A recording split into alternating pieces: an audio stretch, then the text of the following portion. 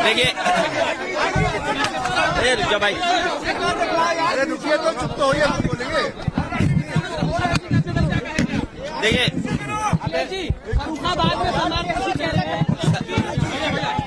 सरकार की नियत नहीं थी नौकरी देने की, और सरकार अगर चाहती होती नौकरी देने की, सरकार की अगर नियत साफ होती तो जिस समय पहला पेपर लीक हुआ था उसी समय सरकार सख्ती से कार्रवाई करती, और उसका परिणाम ये होता कि किसी भी परीक्षा का पेपर लीक नहीं होता।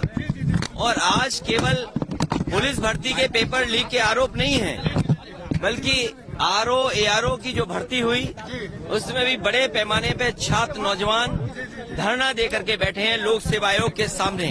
वो अपना पर्चा कैंसिल कराना चाहते हैं, री एग्जाम कराना चाहते हैं। आप सोचिए, सरकार जो दावा कर रही थी कि परीक्षा बिल्कुल सुरक्षित होगी, ये देखिए सुरक्षा का पोल खुल गया, और सरकार अपनी खुद स्वीकार कर रही है कि उनकी नाकामी की वजह से पेपर लीक हुआ है। इनकी नियत साफ नहीं रही, जिसका परिणाम यह है कि नौजवानों के भविष्य और नौजवानों के सपनों के साथ ये सरकार खिलवाड़ कर रही है। और ये सवाल 60 लाख 50 लाख का नहीं है, इससे जुड़े हुए 2.5 करोड़ परिवार के लोग हैं जिनके साथ बीजेपी ने धोखा किया है। आने वाले समय में यही परिवार भारतीय जनता पार्टी को उखाड़ फेंकने का काम करेंगे। नहीं, उन्होंने मुझे उम्मीद है कि लोहिया जी वहां से चुनाव जीते थे फरक्काबाद में। लोहिया जी पहला चुनाव वहीं से जीते थे फरक्काबाद से। हमें उम्मीद है कि वो अपना ट्वीट डिलीट कर देंगे और अलायंस की मदद करेंगे।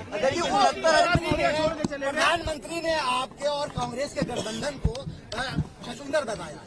नहीं, देखिए प्रधानमंत्री जी को हो जाएगा गठबंधन। नहीं, प्रधानमंत्री जी को अपने 10 साल बीजेपी को खासकर अपने 10 साल के कार्यकाल में उन्होंने कितना किसानों की आय दोगुनी की है। आप बहराइच, आपके बगल का श्रावस्ती, आपका बाराबंकी, गोंडा, ये वो जिले हैं जहां पर आम जनता खेती बाड़ी से जुड़ी हुई है। क्या किसानों की आय दोगुनी हो गई? महंगाई का आलम तो ये है कि अगर हिसाब किताब लगाएंगे तो कई चीजों की महंगाई दुगनी हो गई। दाल की कीमत क्या थी? क्या हमारे नहीं, कोई अंदर बाहर नहीं। ये बताइए, अगर बाहर ही बोलोगे आप तो प्रधानमंत्री जी कहाँ के हैं, हम कहाँ के हैं? तो आप कहोगे बहराइच में ये इटावा वाले क्यों आ गए?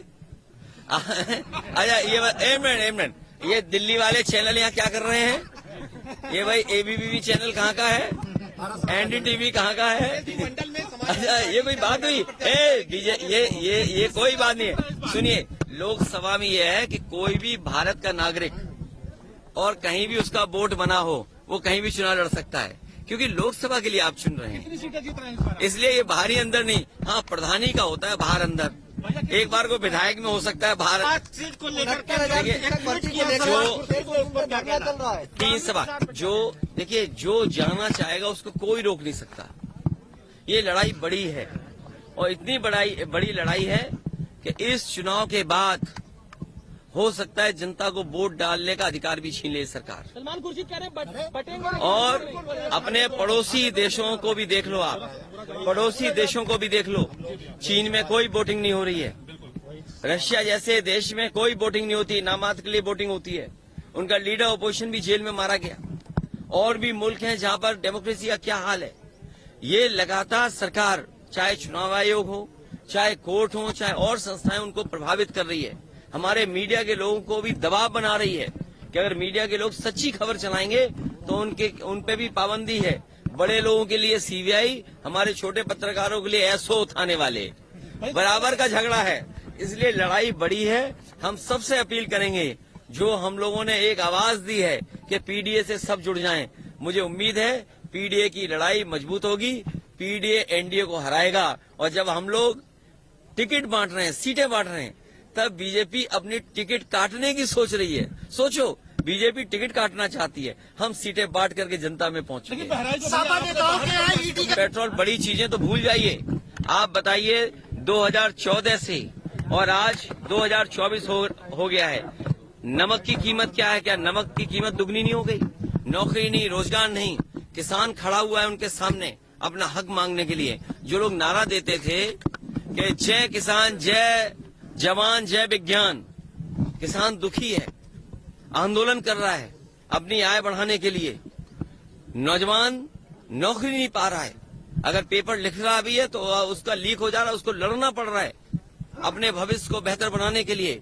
और विज्ञान की बात तो केवल इतनी है कि व्हाट्सएप से लोगों को कितना गुमराह कर दें, सोशल मीडिया से कितना गुमराह कर दें, इतना ही इनका विज्ञान है। इससे आगे